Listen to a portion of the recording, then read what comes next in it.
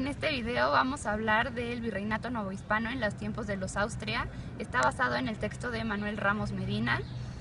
La colonia fue el fin del pasado glorioso de los prehispánicos y la llegada de los españoles. Los indígenas y los españoles se juntaron a través del mestizaje para formar un nuevo mundo.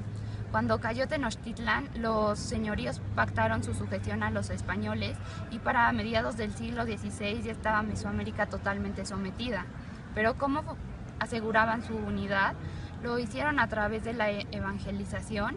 Llegaron frailes agustinos, dominicanos y franciscanos, que con el tiempo se volvieron en los protectores, además de enseñar la nueva religión. Protegieron a los indígenas de las ambiciones de los españoles. Lo lograron a través del idioma, porque practicaron y fueron comunicándose poco a poco para que los dos, entendieran el español y ellos también entendieran el mexica, o dependiendo de qué señorío de qué lugar estaban hablando. Y lograron una unidad a través de la enseñanza a los jóvenes. Pero con las personas adultas no lo lograron totalmente, porque en sus casas seguían practicando su antigua religión y adorando a sus antiguos dioses, pero fue un gran paso que pudieron lograr. El desarrollo político de la Nueva España se dividió en dos momentos. El primero, la construcción del aparato gubernamental, y el segundo, la consolidación del poder real. Hernán Cortés fue designado capitán general y gobernante de las tierras conquistadas. Él controlaba la administración pública, el gobierno, el ejército y la justicia. Decidió partir hacia Honduras para conquistar más tierras, pero durante su ausencia casi se generó una guerra civil, por lo que el gobierno de España decidió nombrar a un juez para que estuviera a cargo de los asuntos, y luego, mediante una audiencia, se designó a Antonio de Mendoza como virrey. El virrey representaba a todo el gobierno de la Nueva España, y venían de familias linajeadas. Los gobernantes actuaban en las ciudades y los corregimientos y las alcaldías mayores dependían directamente del virrey. La iglesia, que estaba establecida por el Papado de Roma, tenía una doble misión. La primera, realizar una iglesia misionera, y la segunda, una iglesia con una diócesis. El fortalecimiento de la iglesia se podía notar mediante la erección de los seminarios, y se podían ver que habían clérigos muy humildes y clérigos que explotaban a la población. Que se fundó en ese momento en las Indias Occidentales fue fundada por el Papado de Roma mediante el rey de España.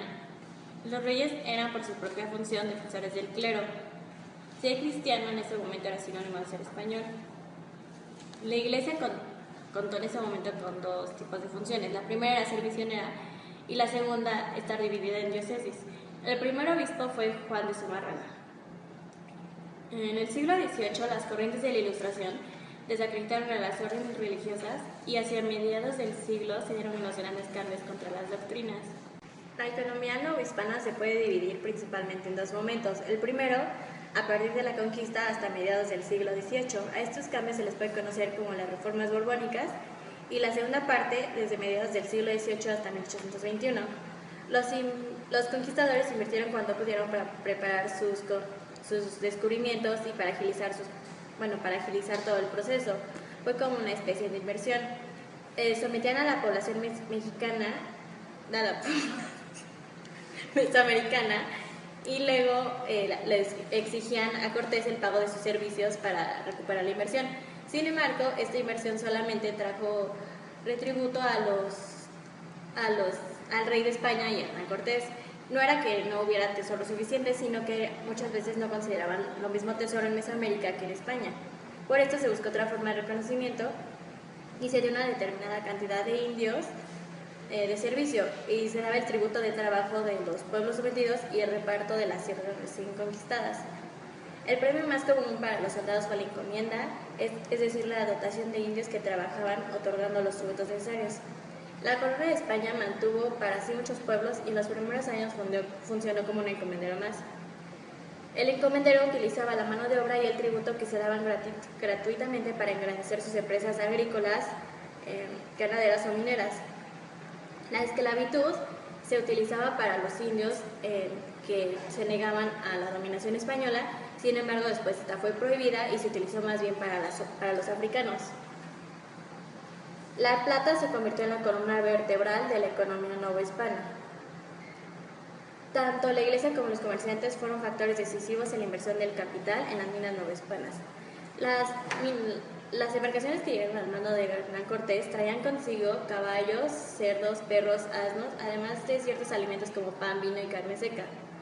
Los granos fueron la base de su alimentación, tal como el trigo, el arroz, la cebada, el centeno, las verduras y legumbres como la zanahoria, lechuga, col, cebolla, etc. Frutas como el higo, el olivo, la manzana y muchas más. El trigo era materia de consumo diario, se extendió en amplias zonas del virreinato. La caña de azúcar, originaria de la India, se aclimató primero en las Antillas. El comercio estuvo estrictamente vigilado y para ello se crearon los monopolios.